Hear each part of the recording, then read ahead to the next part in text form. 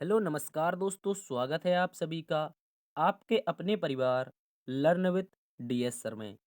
दोस्तों आज हम देखेंगे एक बार फिर से रीजनिंग की एक बहुत ही महत्वपूर्ण क्लास। आज दोस्तों हम रीजनिंग की पार्ट संख्या 92 को कवर करेंगे। दोस्तों आज की इस क्लास में हम रीजनिंग को बिल्कुल बेसिक लेवल एवं शॉर्ट ट्रिक के माध्यम से सॉल्व करने का प्रयास करेंगे।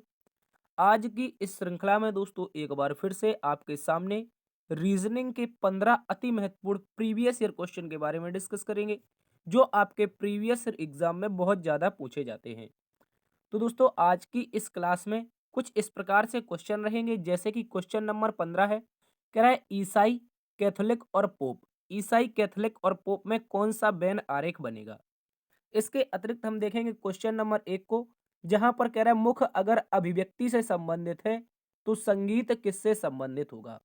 आपके पास दोस्तों 4 यहाँ पर विकल्प हैं और इन 4 विकल्पों में से बताना है कौन सा विकल्प इसका सही उत्तर बनेगा। इसके अतिरिक्त अगर क्वेश्चन नंबर 3 को देखें तो ये भी एक एनालॉजी का शानदार क्वेश्चन है। कह रहा है कार अगर रेस से संबंधित है तो रैट किससे संबंधित हो जाएगा। ठीक है दोस्तों, यहाँ पर हम चलिए शुरुआत करते हैं आज की क्लास की, आज के पहले क्वेश्चन की।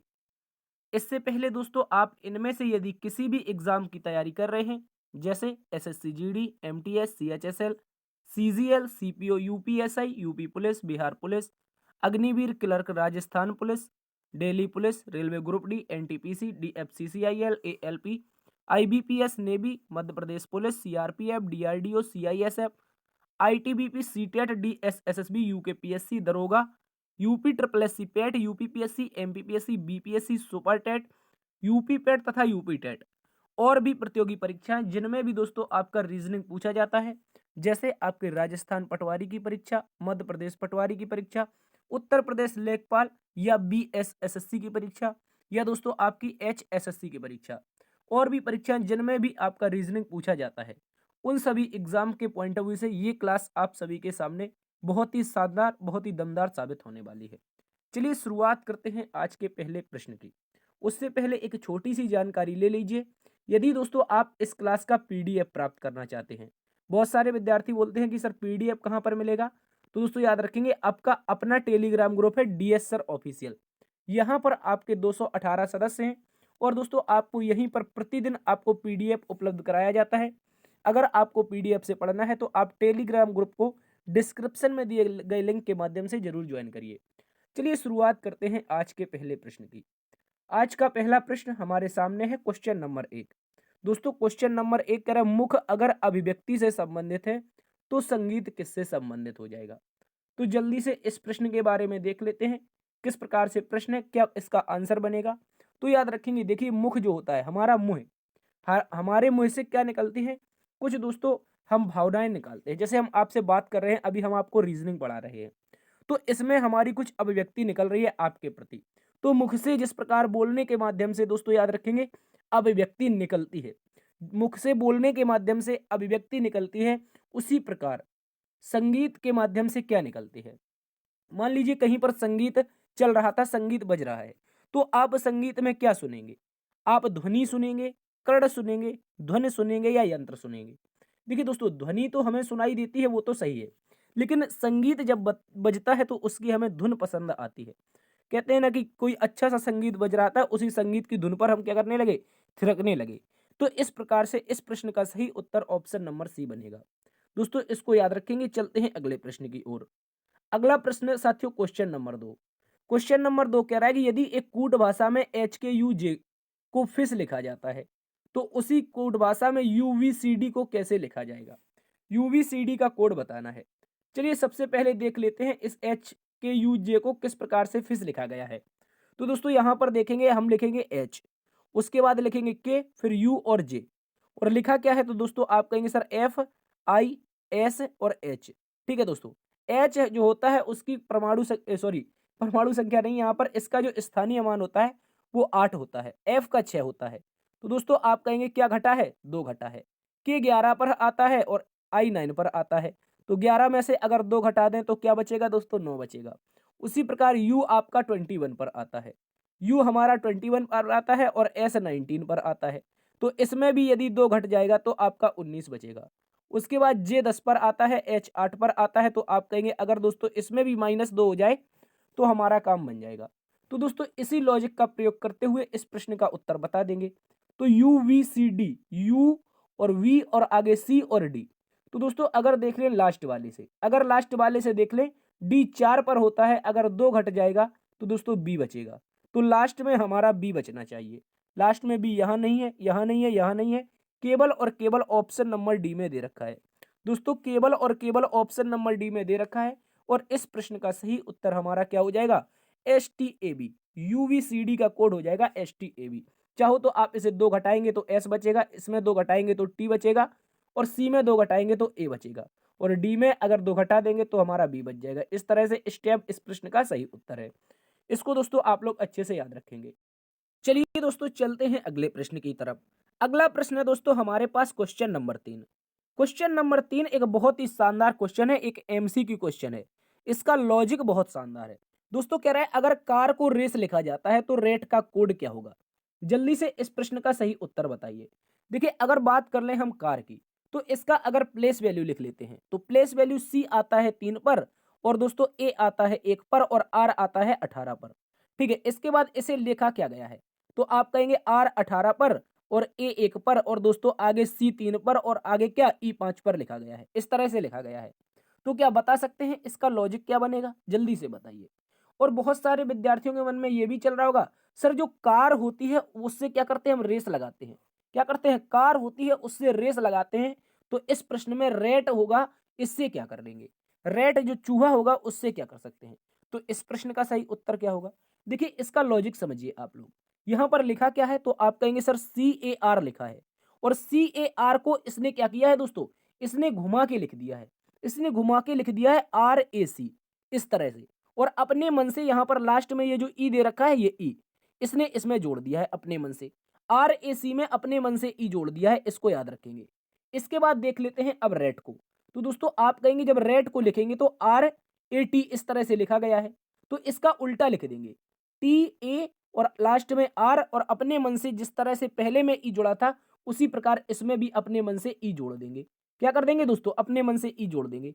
तो रेट का जो कोड बनेगा दोस्तों वो टी ए आर ई बन जाएगा। क्या बन जाएगा? T A R E. Option number C इस प्रश्न का सही उत्तर है। और दोस्तों ये एग्जाम में पूछा गया क्वेश्चन है, एग्जामिनर के द्वारा इसका इसी लॉजिक से आंसर बताया था। यदि आपको इसके अतिरिक्त इसका लॉजिक पता है तो आप कमेंट बॉक्स में इसका उत्तर बता सकते हैं। ठीक है दोस्तों, मैं उम्मीद करता हूं ये लॉजिक आपको समझ में आया होगा। चलते हैं अगले प्रश्न की ओर। अगला प्रश्न हमारे पास है क्वेश्चन नंबर 4। कह रहा है निम्नलिखित में से कौन सा शब्द शेष से भिन्न है? निम्नलिखित में से ऐसा कौन सा शब्द है जो 4 से अलग है? यानी कि ये 4 विकल्पों में से एक विकल्प ऐसा है जो सबसे अलग है। तो जल्दी बताइए। देखिए शावक की बात करें दोस्तों, ये क्या होता है? ये शेर का बच्चा होता है। जो शावक होता है ये क्या होता है? तो कहेंगे शेर का बच्चा होता है। क्या होता है दोस्तों? याद रखेंगे शेर का बच्चा। एक मिनट, इसको क्या बना देंगे हम? शेर का बच्चा बना देंगे। यहां पर शेर का बच्चा बना देंगे। ठीक है, ये हो गया शेर का बच्चा। अगर बतख साब की बात करें तो दोस्तों ये क्या होता है? बतख का बच्चा होता है। क्या होता है? बतख का बच्चा होता है। यहां पर याद रखिएगा, बतख साब की बात करें तो बतख का बच्चा होता है। और दोस्तों अगर पिल्ला की बात कर लें तो पिल्ला क्या होता है? कुतिया या फिर कुत्ता का बच्चा होता है। क्या कह सकते हैं? कुत्ता का बच्चा होता है। याद रखेंगे, ये क्या हो जाएगा? शेर का बच्चा, बतख का बच्चा और कुत्ता का बच्चा। जबकि बात करते हैं अगर ऑप्शन नंबर डी की, दोस्तों अगर ऑप्शन नंबर डी की यहां पर बात कर लेते हैं तो यहां पर बिलौटा दे रखा है। यानी कि एक बिल्ली का ये बच्चा नहीं है, बिलौटा बिल्ली का कोई बच्चा नहीं है। याद रखेंगे, बिलौटा बिल्ली का हस्बैंड हो जाएगा। ठीक है, इसको आप ऐसे लॉजिक बना सकते हैं। तो बिलौटा एक वयस्क है, बाद बाकी 3 ऑप्शन बच्चे के दे रखे हैं। तो यहां पर ऑप्शन नंबर डी इस प्रश्न का सही उत्तर है और ऑप्शन नंबर डी इस प्रश्न में अन्य सभी शब्दों से क्या है? भिन्न है। इसको आप लोग अच्छे से याद रखेंगे। चलते हैं साथियों अगले प्रश्न की ओर। अगला प्रश्न हमारे पास है क्वेश्चन नंबर 5। क्वेश्चन नंबर 5 में कहा है दोस्तों इस अक्षर श्रृंखला में क्वेश्चन मार्क के स्थान पर क्या आएगा ये बताना है। देखिए ये दे रखा है क्वेश्चन मार्क, जल्दी से बताइए इस अक्षर श्रृंखला में क्वेश्चन मार्क के स्थान पर क्या आएगा। तो सबसे पहले क्या करना है? एक लॉजिक के साथ इसको सॉल्व करना है। इनका सभी का हम दोस्तों प्लेस वैल्यू लिख लेते हैं। क्या लिख लेते हैं? Place value. तो सी 3 पर और एफ आगे वाला 6 पर हो जाएगा, आई 9 पर हो जाएगा। उसके बाद देखेंगे तो यहाँ पर आई के एम, तो 9 11 और 13 इस तरह से हो जाएगा। इसके बाद ओ ओ पी क्यू यानी कि 15 दोस्तों, उसके बाद 16 और अगला वाला 17, इस तरह से हो जाएगा। तो अगला पद क्या होगा? तो दोस्तों आप इसको गौर से समझिए, इसको आप लोग गौर से समझिए, इसका लॉजिक क्या है। देखिए अगला हमें ज्ञात करना है यहाँ पर ये क्वेश्चन मार्क के स्थान पर, ठीक है। ये 3 पद ज्ञात करने, 3 नंबर यानी कि क्वेश्चन मार्क के स्थान पर क्या आएगा। तो इसका लॉजिक समझिए यहाँ पर। सबसे पहले दोस्तों 6 जुड़ा है, उसके बाद दोस्तों फिर से 6 जुड़ा है। देखिए 3 में अगर 6 जोड़ देंगे तो कितना हो जाएगा, 6 3 9, और 9 में 6 जोड़ देंगे तो कितना हो जाएगा, 15। और इसी प्रकार आगे दोस्तों 15 में 6 जोड़ देंगे तो 21 हो जाएगा। और 21 जो प्लेस वैल्यू होता है दोस्तों, ये यू का होता है। किसका? यू का होता है, इसको याद रखेंगे। इसके बाद यहाँ पर देखिए, यहाँ पर दोस्तों 5 जुड़ा है। क्या हुआ है? देखिए यहाँ पर क्या है दोस्तों, 6 5 11 और 11 5 16, तो यहाँ पर 5 जुड़ा है। तो अगली बार में भी 5 जोड़ देंगे तो 16 5 21, फिर से 21 आ जाएगा और 21 का मतलब यू हो जाएगा। क्या हो जाएगा दोस्तों? यू हो जाएगा। आगे देखिए आप, यहाँ पर क्या है दोस्तों, 4 जुड़ा है। इसके बाद फिर से 4 जुड़ा है। 9 4 13, 13 4 17 और 17 4 अगली बार में क्या हो जाएगा, 17 में अगर 4 जोड़ देंगे तो दोस्तों 21 हो जाएगा। और 21 का मतलब फिर से यू हो जाएगा। यानी कि 3 बार इसमें यू आना चाहिए। क्या आना चाहिए? 3 बार यू आना चाहिए। और 3 बार यू ऑप्शन नंबर दोस्तों 1 में दे रखा है। इस प्रकार से इस श्रृंखला में अगला जो पद बनेगा ट्रिपल यू का बनेगा। क्या बनेगा? You you you. इसको आप लोग अच्छे से याद रखेंगे। चलते हैं साथियों अगले प्रश्न की ओर। अगला प्रश्न है दोस्तों हमारे पास क्वेश्चन नंबर 6। क्वेश्चन नंबर 6 कह रहा है निम्नलिखित में से गलत पद ज्ञात कीजिए। निम्न में से गलत पद को ज्ञात करना है, जल्दी से बताइए इस प्रश्न का सही उत्तर क्या होगा। तो दोस्तों इस प्रश्न को आप अच्छे से समझिए। कह रहा है 5 है, 9 है, 17 है, 35 है, 65 है और 129 है। तो इसको गौर से समझना है, इसको गौर से समझना है, इसका लॉजिक क्या है। तो दोस्तों अगर इसका लॉजिक देख लेते हैं तो हम इसको क्या करते हैं, अलग से पहले लिख लेते हैं, दूर दूर पे, दूर दूर पे इसको लिख लेते हैं। 5 हो जाएगा, 9 हो जाएगा दोस्तों, उसके बाद 17 हो जाएगा। 1 मिनट, यहाँ पर 17 हो जाएगा, आगे दोस्तों 35 हो जाएगा। ठीक है, 35 के बाद आगे क्या होना चाहिए, तो आप कहेंगे सर 65 दिखा है, 65 दिखाई दे रहा है, उसके बाद 129 दिखाई दे रहा है। तो दोस्तों इसका लॉजिक समझिए, लॉजिक क्या चल रहा है, इसका लॉजिक क्या चल रहा है ये समझना है आपको। देखिए अगर बात कर ले यहाँ पर 5 और 9 के बीच में, तो आप अंतर पाएंगे सर 4 का अंतर है। अगला देखेंगे तो सर 8 का अंतर है। अगला देखेंगे दोस्तों तो बड़ा सा अंतर दिखाई दे रहा है, यानी कि 17 18 35 का 18 का अंतर है। उसके बाद दोस्तों देखेंगे तो आप पाएंगे सर यहाँ पर 30 का अंतर है। कितने का अंतर है? 30 का अंतर है। और आगे देखेंगे तो दोस्तों 64 का अंतर है। ठीक है, कितने का है? 64 का अंतर। तो आपको यहाँ पर कुछ गड़बड़ नहीं लग रहा है कि श्रृंखला सर कैसी चल रही है? देखिए इस लॉजिक से ना समझिए, एक और लॉजिक से समझिए। कौन से लॉजिक से? एक और लॉजिक से, ये भी लॉजिक से आ जाता है, हालांकि एक दूसरे लॉजिक से समझिए। देखिए अगर इसको कर दे 5 दूना का 10, गौर से समझना है दोस्तों। अगर इसमें 5 में मल्टीप्लाई 2 और -1 कर दें तो आप कहेंगे 5 दूना का 10, और अगर 1 चला जाएगा तो क्या बचेगा? 9 बचेगा। और 9 में आगे हम क्या कर दें दोस्तों, मल्टीप्लाई 2 और -1 फिर से कर दें, तो 9 दूना का 18, 9 दूना का 18, 18 में से 1 जाएगा तो 17। तो अगली बार क्या करें? अगली बार भी इसी लॉजिक से कर देते हैं। 17 दूना का 34, क्या करेंगे दोस्तों? 17 दूना का 34, और इसमें भी अगर -1 कर दें तो 33 आना चाहिए। क्या आना चाहिए साथियों? 33 आना चाहिए, जो कि यहाँ पर नहीं दे रखा है। इसके आगे अगर देखें, आगे मल्टीप्लाई 2 और -1 करेंगे, मल्टीप्लाई 2 -1 करेंगे तो अगर 33 होता तो 33 दूना का 66, और 66 में से 1 चला जाता तो दोस्तों कितना बचता? 65 बचता, अगर 33 होता तो। ठीक है, इसके बाद आगे 65 से 129, क्या यही लॉजिक है? तो आप कहेंगे 65 दूना का 130, और अगर मैं -1 कर दूं तो दोस्तों 129 हो जाएगा। देखिए 129 हो जाएगा। तो इस प्रकार से इस श्रृंखला में पद कौन सा गलत है? तो आप कहेंगे सर ये जो 35 दिखाई दे रहा है यही इस श्रृंखला को गड़बड़ कर रहा है, यही इसको गड़बड़ कर रहा है। तो इसको आप लोग अच्छे से याद रखेंगे। तो इस प्रश्न का सही उत्तर बनेगा दोस्तों option number B. Option number B, अगर इस श्रृंखला में 35 के स्थान पर 33 हो जाता तो ये श्रृंखला हमारी सही हो जाती। और लॉजिक भी आप समझ गए होंगे। ठीक है, लॉजिक भी समझ गए होंगे। मल्टीप्लाई 2 -1, मल्टीप्लाई 2 -1 और मल्टीप्लाई 2 -1 का लॉजिक चल रहा है। चलते हैं अगले प्रश्न की ओर। अगला प्रश्न साथियों क्वेश्चन नंबर 7, कह रहे अंग्रेजी वर्णमाला में आपके बाएं से 10वें अक्षर के दाएं 9वां अक्षर कौन सा होगा। अंग्रेजी वर्णमाला में बताना है कि आपके बाएं, आपके बाएं का मतलब क्या है? आप जो इस स्क्रीन को देख रहे हैं तो आपका बायां, यानी कि आप स्क्रीन को देख रहे हैं तो बायां का मतलब उल्टा, लेफ्ट, तो बायां ये हो जाएगा। ठीक है, गौर से समझिए, कलर यहां पर हम बदल लेते हैं। तो आपका बायां क्या बनेगा? ये वाला बनेगा आपका बायां, और आपका दायां ये बन जाएगा। तो क्या बताना है? आपके बाएं से 10वां, यानी कि लेफ्ट, या तो हिंदी में इसको बाएं कह दें या इंग्लिश में लेफ्ट, लेफ्ट से 10वां के दाएं, के दाएं का मतलब ये वाला राइट, राइट का नवा बताना है। तो राइट का नवा बता देंगे, बिल्कुल बता देंगे सर। क्या हो जाएगा? देखिए हमने आपको बताया दोस्तों, जब भी लेफ्ट और लेफ्ट आ जाए तो हमेशा घटा देना है। इसके अतिरिक्त अगर आपका राइट और राइट आ जाए तो भी घटा देना है।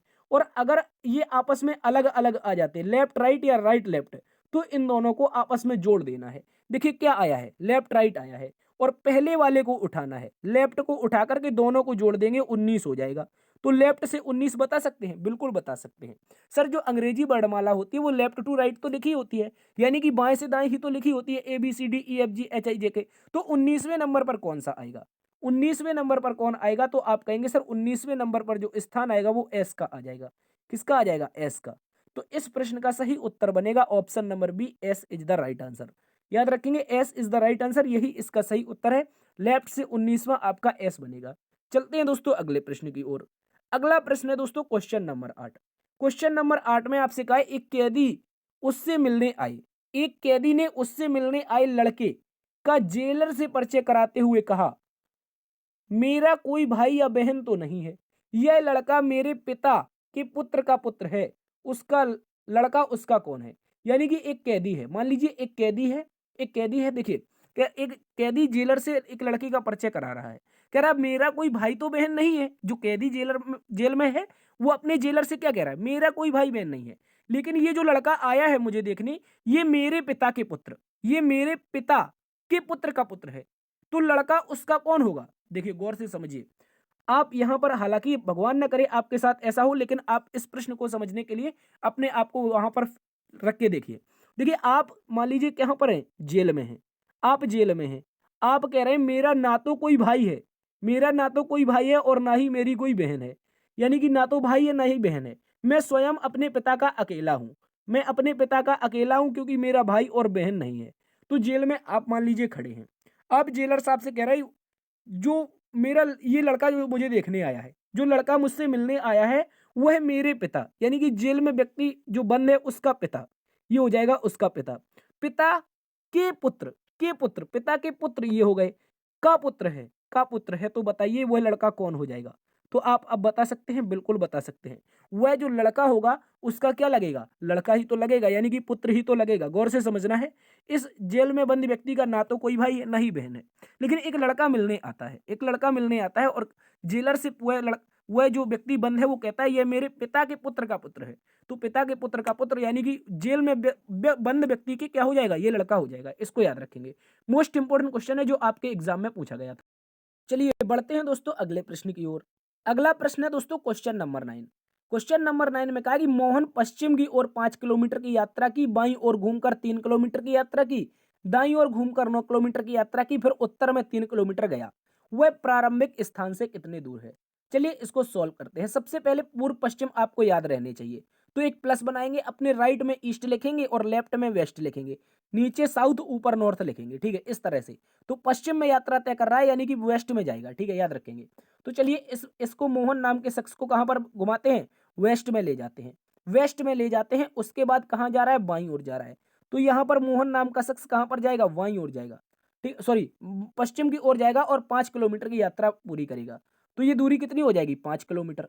उसके बाद बाईं ओर घूमकर 3 किलोमीटर की यात्रा तय की, यानी कि बाईं ओर घूमा है और 3 किलोमीटर भी चल लिया है। तो बाईं ओर घूमेगा, मेरा मुख पश्चिम दिशा में है, मैं अगर बाईं ओर घूमना चाहूं तो कहां पर जाऊंगा? आप कहेंगे सर नीचे की ओर जाएंगे। और यात्रा कितनी तय करूंगा मैं? 3 किलोमीटर, क्योंकि प्रश्न में ही कहा है, प्रश्न में कहा है कि बाईं ओर घूमकर 3 किलोमीटर की यात्रा तय की। अगली बार कह रहा है दाईं ओर घूमकर। अब मेरा मुख, मेरे दोस्तों याद रखेंगे, मेरा मुख कहां पर है? सॉरी, दक्षिण की ओर है, क्योंकि ये कहां पर गया है? दक्षिण की ओर। तो मेरा मुख दक्षिण की ओर है और मुझे दाईं ओर घूमना है। यदि मुझे दाईं ओर घूमना है तो कहां पर जाएंगे? आप कहेंगे सर पश्चिम की ओर जाएंगे। कहां पर जाएंगे? गौर से अपने आप को इसमें रख के देखिए। देखिए कहां पर जाएगा, तो आप कहेंगे पश्चिम, सॉरी, कहां पर जाएगा? तो याद रखेंगे, आप कहेंगे इस ये जाएगा दोस्तों कहां पर? सॉरी, पश्चिम की ओर। कहां पर? अगर मुख दक्षिण दिशा में है तो कहां पर जाएगा? पश्चिम की ओर जाएगा और यात्रा 9 किलोमीटर की पूरी करेगा। तो ये दूरी 9 किलोमीटर, ठीक है। यहां पर दूरी हम बदल के लिख देते हैं, ठीक है। यहां पर ये दूरी 3 हो जाएगी। उसके बाद जब दाईं ओर घूमेगा तो यहां पर जाएगा और ये दूरी हमारी 9 किलोमीटर हो जाएगी। इसके बाद फिर उत्तर की ओर 3 किलोमीटर गया, फिर अभी भी नहीं रुका और उत्तर की ओर 3 किलोमीटर चला गया। तो ठीक है, इसको उत्तर की ओर अब 3 किलोमीटर चला देते हैं। तो इस स्थान से जब ये उत्तर की ओर 3 किलोमीटर जाएगा तो अब बताना है प्रारंभिक बिंदु से वह कितनी दूर है। तो आप बता सकते हैं, बिल्कुल बता सकते हैं। कैसे बता सकते हैं? देखिए, अगर इसको हम डॉट डॉट डॉट डॉट करके फिल कर दें, तो दोस्तों ये एक क्या बन जाएगा? आयत बन जाएगा। आमने सामने की भुजाएं समान, तो यहाँ की भुजा कितनी बनेगी? 9 बनेगी।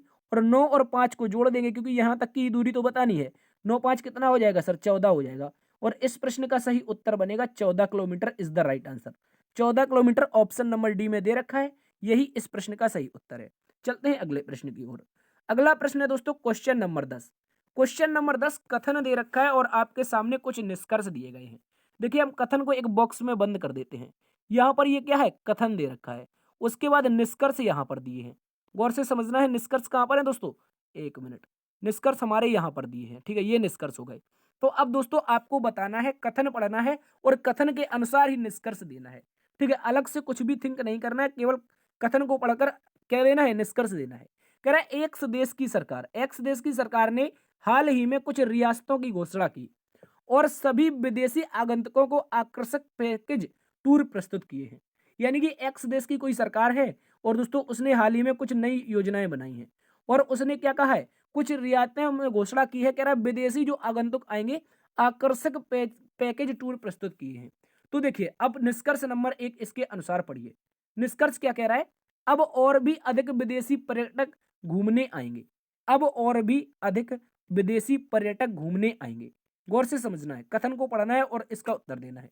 इसके बाद कह रहा है एक्स देश की सरकार विदेशी पर्यटकों को आकर्षित करने में अधिक गंभीर दिखाई पड़ती है। तो देखिए, गौर से समझिए, कोई एक्स देश है, उसकी सरकार ने ये सोचा होगा कि अगर मुझे विदेशियों को अपने देश में बुलाना है तो दोस्तों मैं क्या कर दूं? कुछ या तो टैक्स में छूट कर दूं या फिर उनके रुकने का अच्छा बंदोबस्त कर दूं। उनको एक जैसे 2 दिन का पैकेज पर आ रहा है, उसको 4 दिन का पैकेज दे दूं। तभी तो वो अपने जो विदेशी पर्यटक हैं उनको आकर्षित करने के लिए अधिक गंभीर दिखाई दे रही है। तो इस प्रकार हम कहेंगे दोस्तों, जो निष्कर्ष नंबर 2 है ये हमारा फॉलो कर रहा है। गौर से समझना है दोस्तों, निष्कर्ष नंबर 2 क्या है? सही है। एक्स देश की सरकार विदेशी पर्यटकों को आकर्षित करने के अधिक गंभीर दिखाई पड़ती है, तभी तो उसने रियायतों में घोषणा की है। इसके बाद अब कह रहा है अब और भी अधिक पर्यटक देश में घूमने आएंगे। अब और भी अधिक पर्यटक देश में घूमने आएंगे। कौन से देश में? यहां पर बात की है क्या? क्या किसी देश की बात की है यहां पर? आप बताइए मुझे। अगर किसी देश की बात की होती, क्योंकि कौन सा देश दे रखा है? एक्स देश। अगर एक्स देश की यहां पर बात कही होती, क्या लिखा होता कि अब एक्स देश में और भी अधिक विदेशी पर्यटक घूमने आएंगे, लेकिन यहां पर तो केवल देश ही लिखा है। तो इस प्रकार से ये हमारा गलत हो जाएगा। देखिए, बहुत सारे विद्यार्थी अब यहीं पर क्या करते हैं, उन्हें लगता है अब और भी अधिक विदेशी पर्यटक घूमने आएंगे, मतलब ये वाला सही है, क्योंकि सरकार ने उसमें छूट दे दी है एक्स देश की सरकार ने। लेकिन ये एग्जैक्टली नहीं बताया कि किस देश में आएंगे, केवल देश में विदेशी पर्यटक घूमने आएंगे। तो इस कारण ये दोस्तों गलत है, ठीक है। लेकिन ये वाला क्या है? ये वाला हमारा सही उत्तर हो जाएगा। और हम कहेंगे इस प्रकार केवल निष्कर्ष नंबर 2 अनुसरण करता है। दोस्तों, केवल निष्कर्ष नंबर 2 अनुसरण करता है। इस प्रश्न का सही उत्तर केवल निष्कर्ष नंबर 2 है, इसको याद रखेंगे। लेकिन दोस्तों अगर बात करें इस प्रश्न के बारे में, तो दोस्तों आयोग के द्वारा यहाँ पर माना गया है कि दोनों के दोनों निष्कर्ष अनुसरण करते हैं। पर देखिए, यहाँ पर बात तो नहीं की गई है कि निष्कर्ष नंबर 1 की अगर बात करें तो कह रहा है अब और अधिक विदेशी पर्यटक देश में घूमने आएंगे। लेकिन यार यहाँ पर ये तो नहीं दे रखा है कि एक्स देश में घूमने आएंगे या फिर किसी और देश में घूमने आएंगे। लेकिन आयोग ने इसका जो आंसर माना है वो दोनों के दोनों निष्कर्ष अनुसरण करते हैं। ठीक है दोस्तों, तो आप लोग इसको लगा लेंगे यार, इसका निष्कर्ष नंबर 1 और 2 दोनों अनुसरण करते हैं, ठीक है, इसको याद रखेंगे। चलते हैं अगले प्रश्न की ओर। अगला प्रश्न है दोस्तों क्वेश्चन नंबर 11। क्वेश्चन नंबर 11 में कहा है कि न्याय निगमन का एक शानदार सा प्रश्न है। कह रहा है कुछ पुस्तकें पत्रिकाएं हैं। क्या कह रहा है? कुछ पुस्तकें पत्रिकाएं हैं। तो यहां पर क्या बनाएंगे? सबसे पहले हम लिखेंगे कुछ पुस्तकें। क्या लिखेंगे? कुछ पुस्तकें। ठीक है, ये कुछ पुस्तकें क्या होंगी? इनका कुछ पार्ट हमारा हो जाएगा पत्रिकाओं में। किसमें? पत्रिकाओं में। तो इस तरह से हम इनको बना देंगे पत्रिका। ठीक है दोस्तों, इसको याद रखेंगे। तो इसको हम क्या बना देंगे? पत्रिका बना देंगे। कह रहा है कुछ पत्रिकाएं उपन्यास हैं। कुछ पत्रिकाएं जो हैं वो दोस्तों उपन्यास हैं। तो इतनी इतनी सी पत्रिकाएं क्या बना देंगे? हम उपन्यास बना देंगे। देखिए, इसको एक बार फिर से लिख देते हैं। ठीक है, यहां पर हो जाएगा P4 पुस्तकें। क्या हो जाएगा? यहां पर हो जाएगा P4 पुस्तकें। P4 पुस्तकें। और यहां पर क्या हो जाएंगी? पत्रिकाएं हो जाएंगी। PT लिख देते हैं इसको, पत्रिकाएं। और उसके बाद कुछ पत्रिकाएं क्या हैं? कहेंगे दोस्तों उपन्यास हैं। ठीक है, कह रहे कुछ पुस्तकें पत्रिकाएं हैं। ठीक है, हो गया, इतनी इतनी सी पुस्तकें पत्रिकाएं हो गई। और आगे कुछ पत्रिकाएं उपन्यास। तो इतनी इतनी सी पत्रिकाएं क्या हो गई? उपन्यास हो गई। इसके बाद अब निष्कर्ष को समझिए। कह रहा कुछ पुस्तकें उपन्यास हैं। पुस्तकें ये हैं, उपन्यास ये हैं। क्या इनका कहीं आपस में संबंध बन रहा है? तो आप कहेंगे सर हमें बनता तो प्रतीत नहीं हो रहा है। अगर बनता प्रतीत नहीं हो रहा है और हो सकता है इसका संबंध बन भी जाए, अगर यहाँ पर ये उपन्यास इस तरह से आ जाएँ, यहाँ पर अगर ये उपन्यास उठकर यहाँ पर आ जाएँ तो क्या कोई दिक्कत है?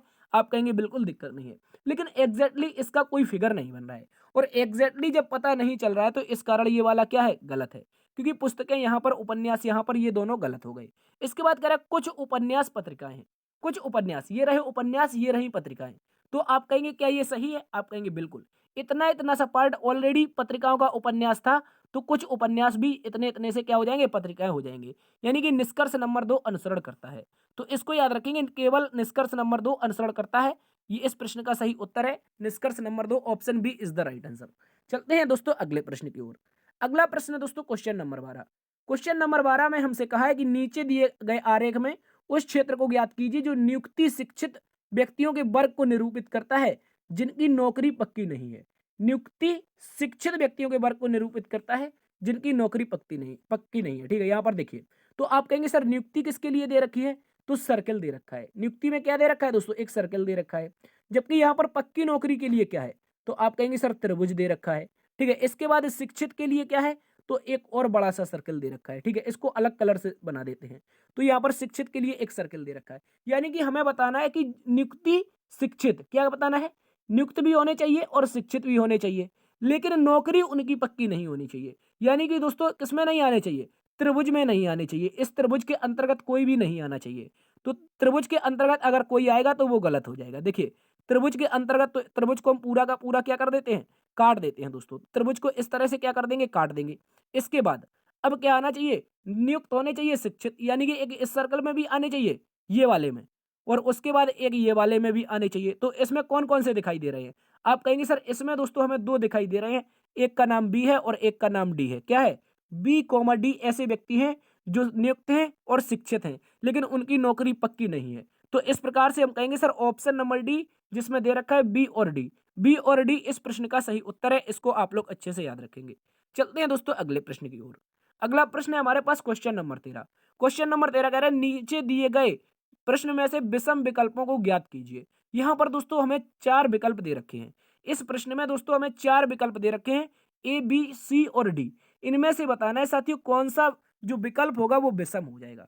ठीक है, कौन सा ऐसा विकल्प है जो विषम है। ठीक है, इसको याद रखेंगे। तो इसको कैसे सॉल्व करेंगे तो गौर से समझना है।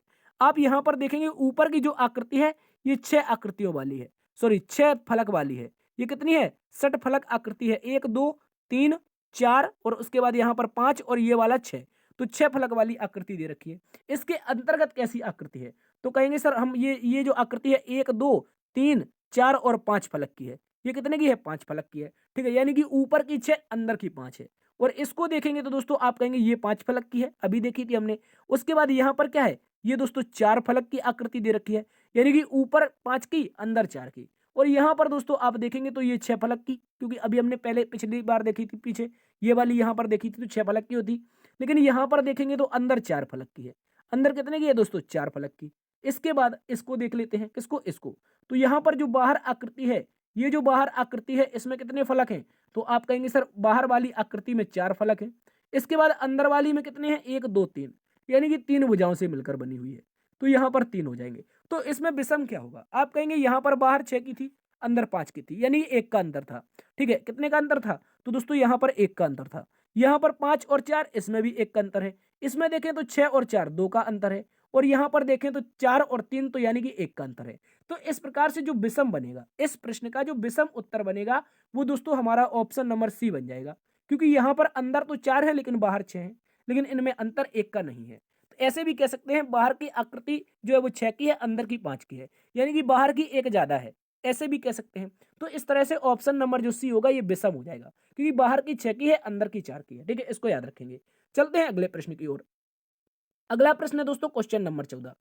क्वेश्चन नंबर 14 में हमसे कहा है नीचे दिए गए प्रश्न में विषम विकल्प को ज्ञात कीजिए। विषम नहीं होना, यहां पर पूछा जाएगा नीचे दिए गए प्रश्न में क्वेश्चन मार्क के स्थान पर क्या आएगा। ये पिछले के रिपीट हो चुके हैं। ठीक है, इस क्वेश्चन मार्क के स्थान पर बताना है दोस्तों इस प्रश्न का सही उत्तर क्या बनेगा। जल्दी से बताइए इस प्रश्न का सही उत्तर क्या बनेगा। तो दोस्तों अगर इस प्रश्न को हम गौर से देखेंगे तो यहाँ पर कोई ना कोई एक लॉजिक चल रहा है। वो लॉजिक बहुत शानदार है, आपको समझना है। सबसे पहले अगर हम प्लस से देख लेते हैं, सबसे पहले अगर हम बात कर लेते हैं प्लस के बारे में, तो प्लस से अगर देखने का प्रयास करेंगे दोस्तों, तो यहाँ पर आपको एक प्लस नजर आएगा पहली बार में। उसके बाद दूसरी बार में आपको दो प्लस नजर आएंगे। कितने? दो प्लस, ठीक है। इसके बाद तीसरी बार में दोस्तों आपको तीन प्लस नजर आएंगे। तो अगली बार में दोस्तों कितने प्लस होने चाहिए? सर चार प्लस होने चाहिए। चार प्लस होंगे तभी ये आकृति सही होगी।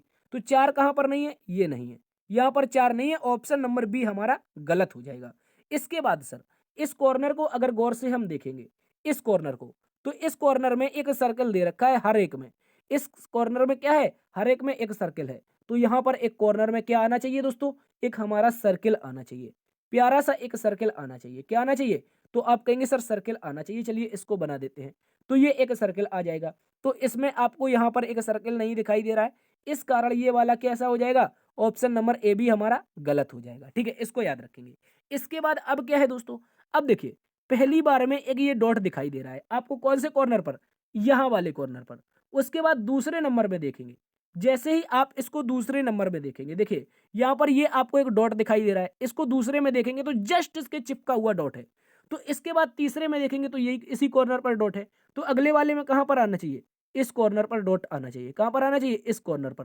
तो इस कॉर्नर पर एक डॉट आएगा, यानी कि ऐसे वाले कॉर्नर पर। तो ऐसे वाले कॉर्नर पर, ये तो इस कॉर्नर पर है, ये गलत हो गया। ऑप्शन नंबर डी इस प्रश्न का सही उत्तर है। इसको आप लोग अच्छे से याद रखेंगे। चलते हैं अगले प्रश्न की ओर। अगला प्रश्न है दोस्तों हमारे पास क्वेश्चन नंबर 15। क्वेश्चन नंबर 15 एक मोस्ट इंपोर्टेंट क्वेश्चन है, इसको आप लोग अच्छे से याद रखेंगे। तो जल्दी से बताइए इस प्रश्न का सही उत्तर क्या होगा? कह रहा है ईसाई, कैथोलिक और पोप। ईसाई, कैथोलिक और पोप में सही उत्तर क्या बनेगा? देखिए, बात कर लेते हैं इस प्रश्न के बारे में। तो दोस्तों आपको इसको अच्छे से समझना है। देखिए, ईसाई क्या है? तो आप कहेंगे सर ईसाई एक दोस्तों धर्म है। ईसाई क्या है? ईसाई एक धर्म है। ईसाई क्या है? एक धर्म है। इसके बाद ईसाई के अंदर एक जाति आती है। जैसे ही सनातन धर्म होता है उसमें बहुत सारी जातियां आती हैं, बहुत सारे लोग आते हैं। जैसे इस्लाम धर्म को देख लीजिए, एक शिया होता है, दूसरा सुन्नी होता है। उसी प्रकार ईसाई में एक शाखा होती है जिसका नाम क्या होता है? याद रखेंगे दोस्तों, कैथोलिक होता है। क्या होता है? कैथोलिक। ठीक है, याद रखेंगे। एक मिनट, यहाँ पर कलर चेंज करके लिख देते हैं इसके बारे में, तो याद रखेंगे ये हो जाएगा कैथोलिक के लिए। किसके लिए? कैथोलिक के लिए। तो इस तरह से इसको क्या बना देंगे? कैथोलिक बना देंगे। इसके बाद क्या होना चाहिए? तो इसके बाद कैथोलिक धर्म जो होता है, जैसे शिया और सुन्नी होता है, हिंदू में दो दो दो होते हैं, जैसे क्या कहते हैं उसको यार, याद नहीं आ रहा है। हिंदू में दो भी होते हैं, और जैसे इस्लाम धर्म जो होता है उसमें शिया सुन्नी होता है। तो उनके जो धर्म गुरु होते हैं, इन दोनों के जो धर्म गुरु होते हैं, उनको क्या कहा जाता है? आप लोग बता सकते हैं कमेंट बॉक्स में। उसी प्रकार कैथोलिक धर्म के जो धर्म गुरु होंगे उनको दोस्तों पोप कहा जाता है। क्या कहा जाता है? याद रखेंगे, इनको पोप कहा जाता है। क्या कहा जाता है? पोप।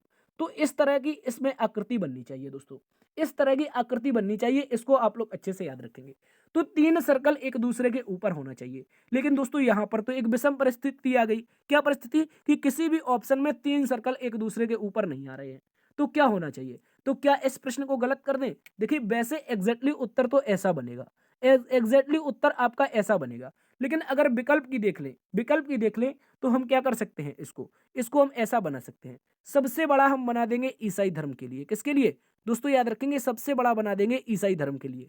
उसके बाद क्या करेंगे? उसके बाद दोस्तों हम बना देंगे यहाँ पर, याद रखेंगे, एक ईसाई धर्म में एक शाखा होगी जिसका दूसरा नाम मान लेते हैं। कैथोलिक के अलावा एक कोई और अन्य नाम मान लेते हैं। ठीक है, तो दो शाखाएं होती हैं, उसमें एक शाखा बना देंगे कैथोलिक की।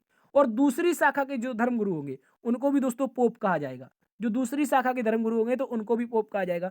तो इस तरह से इसको ऐसे बना सकते हैं, यानी कि एक सर्कल के अंदर दो सर्कल। तो ऐसे तो हमारा ऑप्शन नंबर बी हमारा सही हो सकता है, ऑप्शन बी सही हो सकता है। लेकिन इसका जो एग्जैक्टली उत्तर बनेगा वो दोस्तों हमारा ये बनेगा। चाहो तो इसको आप लोग ऑप्शन नंबर ई बना लो और इस तरह से इसको सही उत्तर बना लो। ठीक है दोस्तों, या तो ऑप्शन नंबर बी या फिर ऑप्शन नंबर हमारा ई। ठीक है, इसको आप लोग अच्छे से याद रखेंगे।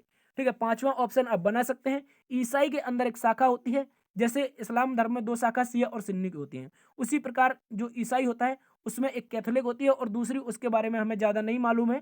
लेकिन कैथोलिक के अंदर जो कैथोलिक के धर्म गुरु होते हैं उनको पोप कहा जाता है। ठीक है, इसको याद रखेंगे। तो तीन सर्कल एक दूसरे के ऊपर, option number option number E is the right answer. तो दोस्तों ये आज की ये जो क्लास है यहीं पर समाप्त होती है। आज के 15 क्वेश्चन आपको कैसे लगे कमेंट बॉक्स में आप अपना रिव्यू जरूर दीजिएगा। यदि आज की क्लास आपको पसंद आई है तो एक बार से दोस्तों में सेशन को जल्दी से शेयर कर दीजिए, और अभी तक लाइक नहीं किया है लाइक कर दीजिए।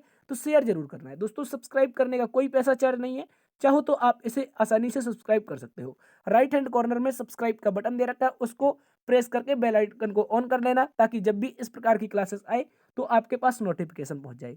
देखते रहिए आपका अपना परिवार लर्न विद डीएस सर। मिलते हैं कल एक नई क्लास में नई ऊर्जा के साथ, तब तक के लिए अपना ख्याल रखना। जय हिंद, जय भारत।